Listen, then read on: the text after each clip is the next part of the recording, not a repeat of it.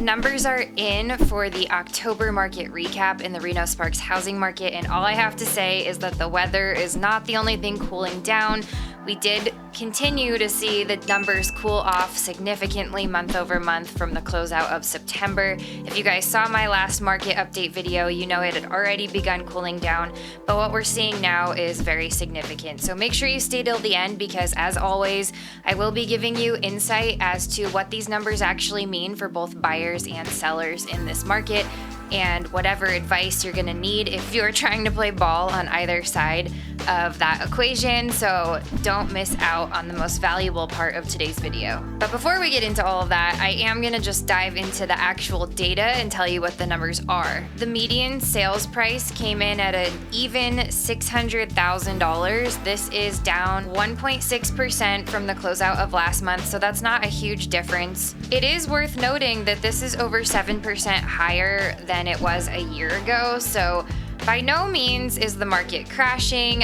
It is cooling off, and I have a lot of insight regarding the cool down, but don't believe the media, don't believe the hype. The market isn't crashing. Prices are cooling off. We do see this every year around this time, so that's not really alarming. There are other numbers here, though, that are definitely significant, so let's keep going. Number of closed sales also decreased by 3.1%, coming at 253 closed sales for the month. Again, 3.1%, not super significant, but we're gonna keep diving into this. Okay, this next number is a pretty big jump month over month from September. Median days to contract landed at 32 days. This is an increase of 36.2%, you guys. So that's actually a huge jump month over month from the closeout of September. What that's telling us is that it is taking a lot longer for homes to get under contract than it was just a month ago. Again, seasonal fluctuations are typical this time of year. We do see that quite often, almost every single year. However, there are things at play here that we have to talk about, and I'm going to get further into all that at the end, but obviously, most of you are aware at this point that interest rates are at a 20-year high. This is causing affordability to be a major issue for buyers who are also, as I mentioned, not really seeing price tags decrease significantly, but more on that later, so stay with me. Percent of list price received is 98.5%, which is only 0.2% lower than it was at the closeout of last month. So again, not very significant, and like I just mentioned, the price tags aren't really changing too drastically at this point. It is worth noting that a lot of buyers, because of the interest rates, are now asking for credits from sellers rather than price reductions. I've done lots of videos on why this is important, and I can talk more about this later, but basically, when you get a price reduction or a credit for the same amount to buy down the rate in this market, it's almost always better as far as affordability goes to get the rate buy down or the credit for the rate buy down so that your monthly payment is a lot easier to stomach and a lot more affordable for you versus a price reduction, which is typically spaced out over the course of your 30-year loan. But we'll talk more about that at the end of this video, so don't go anywhere. Median price per square foot did not change at all, so that has landed once again at $323 per square foot. I don't need to keep beating the dead horse, but prices are not really changing. The number of new listings has dropped dramatically month over month from the closeout of September, coming in at 235 for the month. This is a whopping 16.7% decrease from last month, which means that less inventory is coming online, and we already have a huge scarcity issue in our market. So less listings are coming online, and the ones that are online are taking longer to sell. Meanwhile, prices aren't dropping. So buyers and sellers are both kind of at a really tough place in this market. I'm gonna tell you my prediction of which way this is gonna tip in a minute, but before that, let's finish this data. Another one talking about the scarcity. Active inventory has also gone down by 9.7%, coming in at 556. Not a lot of active inventory already, and now it's decreasing. And to top it all off, months supply of inventory has also decreased by nearly 7%. We are seeing it at 6.9%.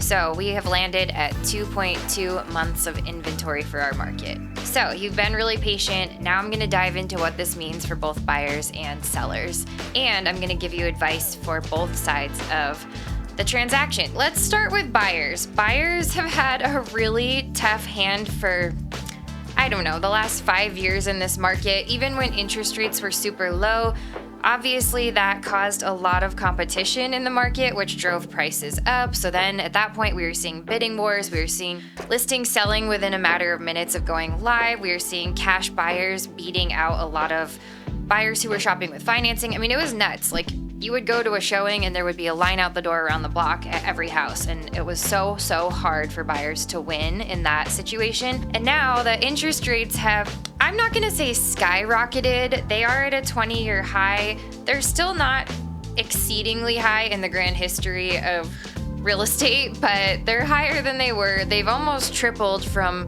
where they were a couple of years ago, and they've gone up significantly just in the last year. We're seeing a lot of buyers struggle with affordability because the cost of borrowing money has gone up. So your monthly payments that you're looking at are a lot more expensive than it used to be. At this moment in time, we're not seeing price tags drop significantly to kind of level the playing field. I do think at some point this might happen. I don't think that the market's by any means gonna crash. I think that a lot of homeowners currently have a ton of equity in their homes because they bought when rates were low. They've already accrued so much equity because values have increased because of what's happened. So it's not gonna crash. I do think with the season cooling, with the rates, we are gonna see these price tags come down. But what I want you to keep in mind, and I did touch on this earlier, is that it is a smart strategy for buyers right now to, rather than ask for a price reduction, to ask for a seller credit. Now, there are limits depending on what kind of loan you are purchasing your home with if you are financing, so you're gonna wanna make sure to talk to your realtor or your lender about what those limits are. But in almost any case with this market climate, it makes a whole lot more sense to ask for a credit, which is basically money at closing that can be used for closing costs or an interest rate buy down, where essentially you're buying down the rate so that it's lower so that your monthly payments are less, rather than getting money hacked off the price of the home, which basically, even if it's like tens of thousands of dollars, that gap that you are closing essentially is going to be spread out over the terms of your loan. So if it's a 30-year loan, that amount of money spread over 30 years is a lot less impactful for you than actually putting a lump sum payment to buy down the rate. If you guys have any more questions about that, you can book a call with me. There's a link in the description box below, or leave a comment. I do answer every single comment. Also, make sure to flip through my channel. I've made a ton of videos about seller credits versus price reductions, so make sure you watch those too. So let's talk buyer strategy right now. You're gonna wanna make sure that you are in constant communication with your team. So your realtor and your lender need to be really strategic about which properties they're showing you. Every single property, whether you realize it or not, is gonna be different financially. So even if you're pre-approved at a certain amount, that number can actually fluctuate quite a bit depending on the property taxes for the home, whether or not it has an HOA, and then of course whether or not a seller is willing to offer concessions like credits, etc. So you're going to want to make sure that every property that you are seeing, you're really clear about how much it's going to cost and what your monthly payment's going to look like, because that can change quite a bit. You're also going to want to try to leverage some strategic financing. So get with your lender, get with your realtor, talk with everyone and see if you can maybe talk about a 3-2-1 buy down or a 2-1 buy down. If you don't know what that is, just reach out. I'll explain it to you. And my last piece of advice for buyers is sellers are getting antsy, okay? Like, they need buyers right now. A lot of them are starting to get desperate. I am starting to see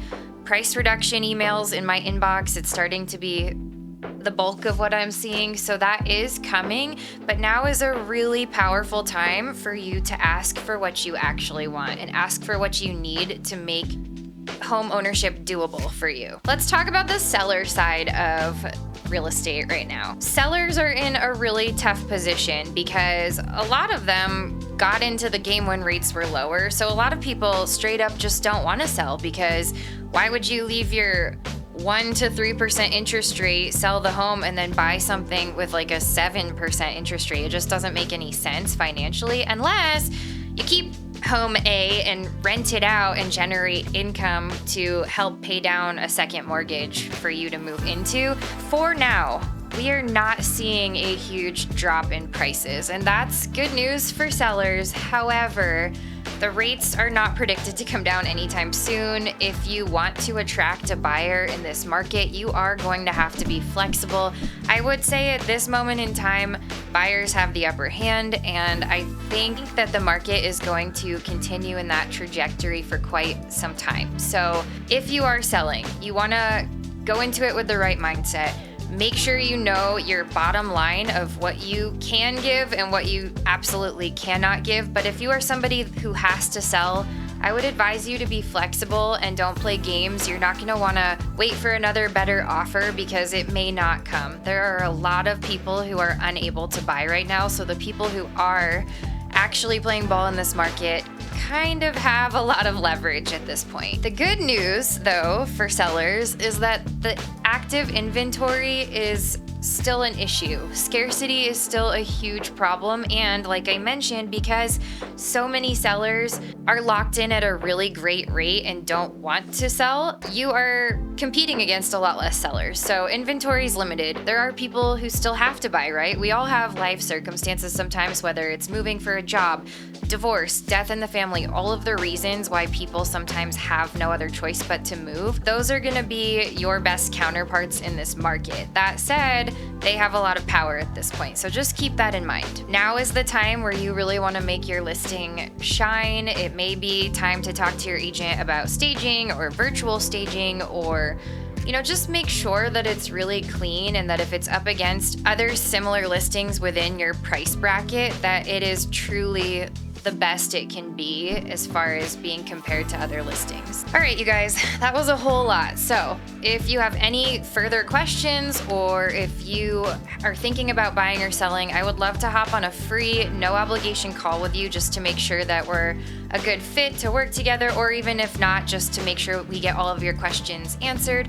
I'll help you put together a strategic plan with your next and best steps. So don't be shy, book that call with me. And if you haven't already, please make sure you hit that like and that subscribe button. I put out new videos every single week about the Northern Nevada housing market, the Reno Sparks lifestyle, and of course, all things related to buying and selling real estate. Thanks so much for watching, and I'll see you guys next time.